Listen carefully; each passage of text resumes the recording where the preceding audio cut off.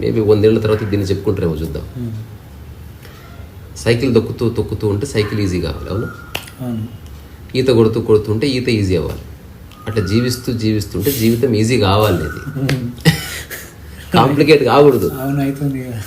Complicate అవుతుందంటే నువ్వు సైకిల్ని అడ్డదిడ్డంగా పెట్టుకొని ఎక్కడెక్కడి నుంచి తొక్కుతున్నావు, దానివల్ల కింద పడుతున్నావు, మీద పడుతున్నావు, దెబ్బలు తాకుతున్నాయి.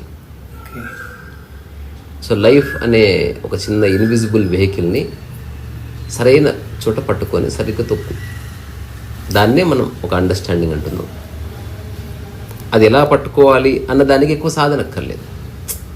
ఒకటి చూపిస్తాడు, ఇలా పట్టుకో హ్యాండిల్, ఇలా కూర్చోలే, అయిపోయింది సాధన, ఓకే. ఒకసారి తొక్కడం వచ్చింది గ్రౌండ్లో, నాకు గ్రౌండ్లో దొక్కితే బాగుందని లైఫ్ అంతా అక్కడే దొక్కావనుకో, అట్లా కాదు.